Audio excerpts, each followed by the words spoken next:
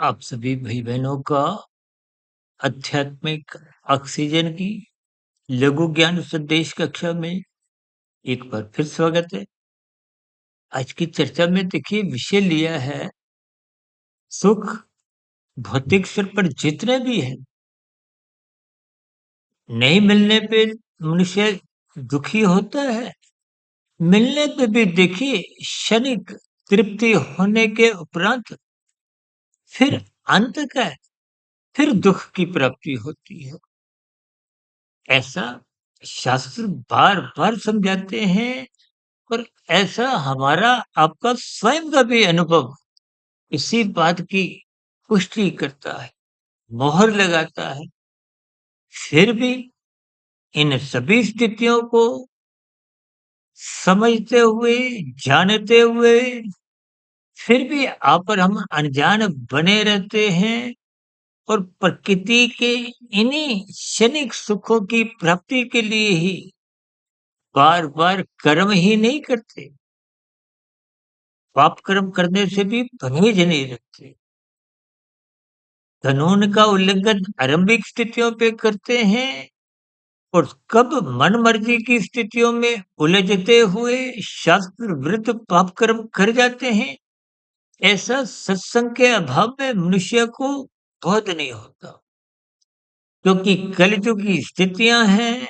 ऐसी ही स्थितियां संसारी मनुष्यों के द्वारा एक साधारण स्तर पर घटित होने के कारण मनुष्य देखा देखी ही उन सभी पाप कर्मों की वृत्तियों में लिप्त रहता है, जिसके फलस्वरूप उसका कर्माशय भी बिगड़ता है और संस्कार जो कर्माशय से ही संबंध रखते हैं।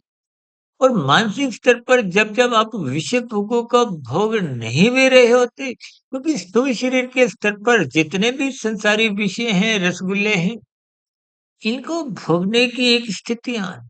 एक रसगुल्ला खाओ, 2, 3, 4 ऐसा तो नहीं आप 5, 10, 50, 100 रसगुल्ले खाने की स्थिति में हो। यानी कि भोगने की एक सीमाएँ हैं।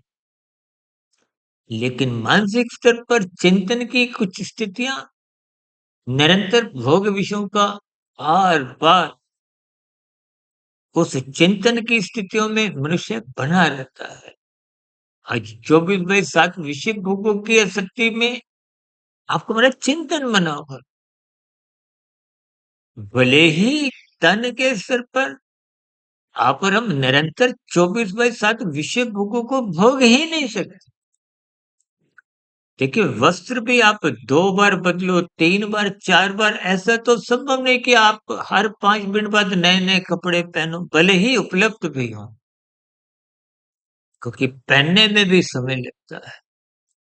ठीक इसी तरह आपने नाश्ता कर लिया है, नाश्ते के बाद भी यदि आप तृप्त नहीं हो, तो आप कुछ खा सकते हो, लेकिन 1 बार, 2 बार, तीसरी बार फिर खाने की इच्छा नहीं होती। सिर्फ ब्याह-शादियों में जब आप प्रवेश करते हो, तो स्थितियाँ भोगने की होती हैं। जब भोग-भोग के थक जाते हो, जब लौटने की स्थितियाँ आती हैं, तो तन के स्तर पर कुछ स्थितियाँ अचेतमय होती हैं। इन सभी स्थितियों पर को मैं ज्ञानपूर्वक चिंतन करते हुए अपने जीवन की स्थितियों पर झाँकने का अभिप्राय क्या है? इन पर आप चिंतन करें, विचार करें, ताकि मिला हुआ जीवन जो निरंतर हर क्षण छोटा होता जा रहा है। भले ही ऐसी स्थितियों में आप और हम जन्मदिन मनाना भूलते नहीं, लेकिन महात्मा की व्यवस्था में आपकी हमारी आयु निरंतर घटती जा रही है। जैसे परीक्षा का समय घटता जाता है तो आप और हम सावधान होते जाते हैं। परीक्षा के अंतिम 15-20 मिनट में आप और हम कितने अधिक सावधान हो जाते हैं। लेकिन मनुष्य जीवन पाकर जो कि कर्म योनि के साथ-साथ साधना योनि का एक अवसर है, इन स्थितियों पर कभी आप और हम चिंतन नहीं करते।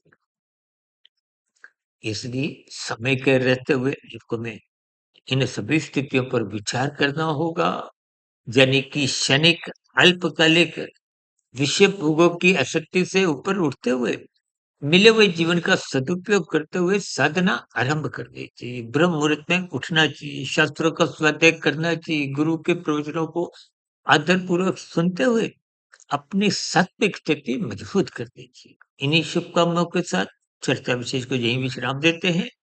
शाम को सर्व कल्याण वृक्ष की तर्क संगत विश्लेषक ज्ञान कक्षा में और कल सुबह ब्रह्म मुहूर्त ज्ञान उपदेश कक्षा में। तब तक आप अपने आध्यात्मिक मित्र सुधीर भाटिया फकीर को इजाजत दें।